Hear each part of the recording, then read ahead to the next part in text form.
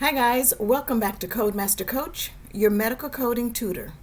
Okay guys, today we're continuing our review of the 2025 official ICD-10-CM coding guidelines. All right, let's start where we stopped on last week. And we were at reporting additional diagnoses. All right, let's refer to the guidelines first, and the guidelines state, for reporting purposes, the definition for other diagnoses, because remember on last week we covered how to capture that first principal diagnoses. So for reporting purposes, the definition of other diagnoses is interpreted as additional clinical significant conditions that affect patient care in terms of requiring clinical evaluation or therapeutic treatment or diagnostic procedures, or extended length of hospital stay, or increased nursing care and or monitoring.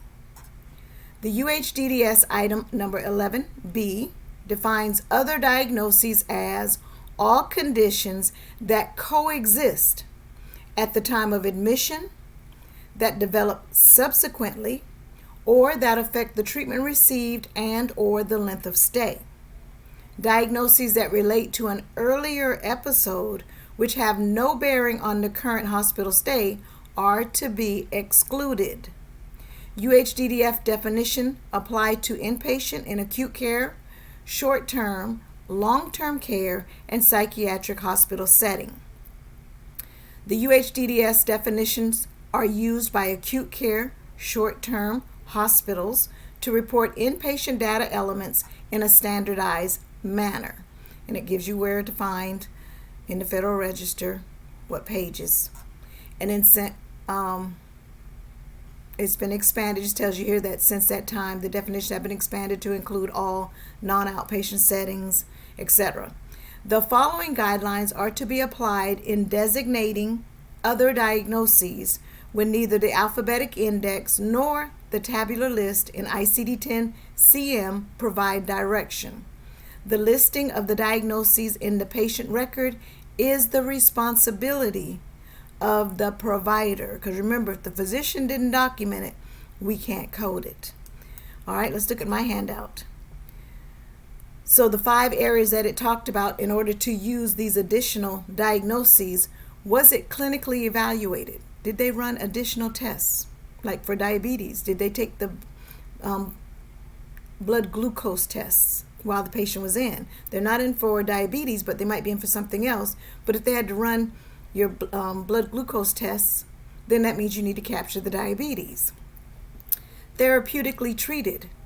Did they give medications, or was something done to treat whatever the condition is? Additional. If it was, then use that additional diagnoses.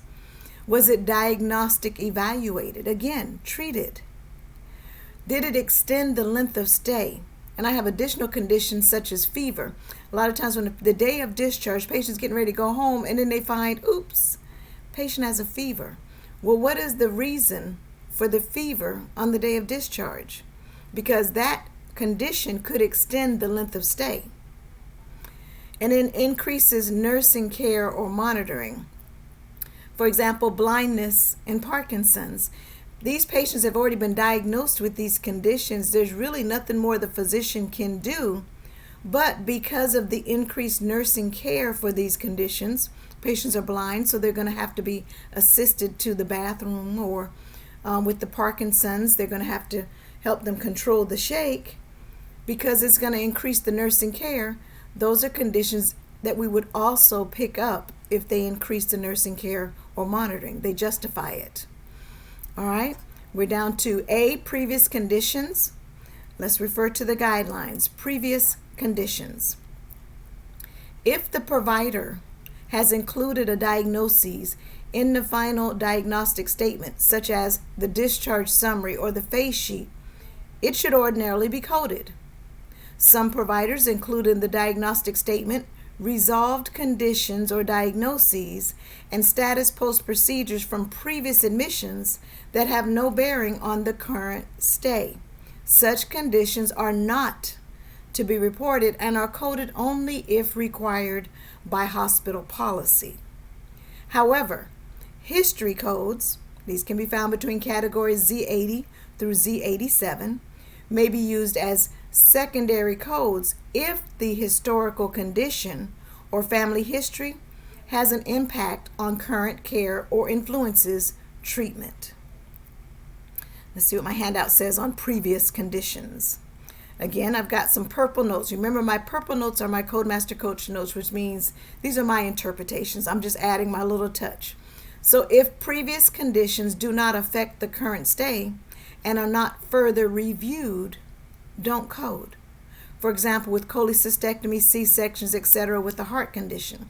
I've read charts where the patient's coming in for this heart condition, and in the, whether it's the history and physical or the discharge summary, the physician will say, oh, the patient had a cholecystectomy 20 years ago. Doesn't have a bearing on this admission. They had 3 C-sections. Does not have a bearing on this admission.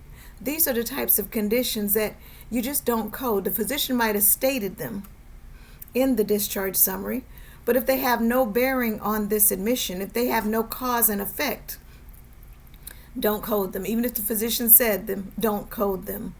But they did say in the guideline the history of, like with malignant neoplasms, whether it's a family history or personal history, if they're coming in for another type of cancer or something dealing with the cancer that they had a history of, now that does have a bearing, and that needs to be noted. Those conditions you can pick up. But these others that have no bearing on this admission or current admission that you're coding, don't code them. All right, we're down to abnormal findings. Let's see what the guidelines say on abnormal findings. Abnormal findings in your laboratory, your x-ray, your pathologic, and other diagnostic results are not coded and reported unless the provider indicates their clinical significance.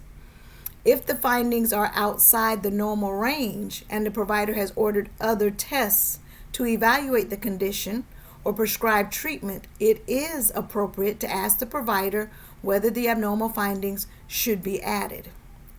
Now, it's got a note here that says this differs from the coding practices in the outpatient setting for coding encounters for diagnostic tests that have been interpreted by a provider. Is that it? Yep, for that abnormal findings. So let's see what my notes say on abnormal findings. Again, a purple Codemaster Coach note. Again, these are my personal notes. If while reviewing a medical record, you notice abnormal findings, whether it's in the labs or the x-rays, look to see if your physician treated the abnormal finding. And if the physician did, then capture the diagnoses. A lot of times, lower potassium levels, etc. If I would pick up on those and I notice that the physician did say the patient had hypopotassium, then I would capture those diagnoses because he did treat the abnormal finding. However, if the physician did not treat the abnormal finding, query the physician or do not code the condition. I teach my students to not look at physician diagnoses until after they have read and listed the diagnoses they find. And I actually do that. I have them read the chart and write down diagnoses they picked up as they were reading before they look at the physician's diagnoses, and then compare what they found to what the physician found. So I said compare their diagnoses to what the physician noted, and if they noted something the physician didn't note and it was treated, then ask the physician to add the diagnoses. However, if the physician noted something the coder did not pick up, then go back and look to make sure it is documented, because remember our rule of thumb: if it's not documented, it was not done. So when you find that abnormal lab and you query the physician and he says, oh yeah, get him to document it, because again, if it was not documented, it was not done. We're down to C, uncertain diagnoses. Let's refer to the guidelines for C, uncertain diagnoses. If the diagnosis documented at the time of discharge is qualified as probable, suspected, likely, questionable, possible, or still to be ruled out, compatible with, consistent with, or similar terms indicating uncertainty, code the condition as if it existed or was established. The base for these guidelines are the diagnostic workup, arrangements for further workup or observation, and initial therapeutic approach that corresponds most closely with the established diagnoses. Again, this guideline is applicable only to inpatient admission to short-term, acute, long-term care, and psychiatric hospitals. So let's see what my handout says on uncertain diagnoses. Again, my purple Codemaster Coach notes. I just say, think about the healthcare setting, in a physician office, in a hospital, etc. If a patient's in the hospital, they're available to the physician for 24 hours a day. In the physician's office, the patient's available for only minutes instead of hours. So if after a stay in the hospital, the physician's diagnosis is probable, questionable, likely, etc., then code the condition as confirmed, because that is what the physician is treating the patient for. He suspects it, and that's what he's treating the patient for. However, on an outpatient basis, because there is not the time factor that's allowed for the research, only code the signs or symptoms. All right, we are down. Our next video will be on Section 4, Diagnostic Coding and Reporting Guidelines for Outpatient Services. All right, guys, thanks. I'll see you in the next one.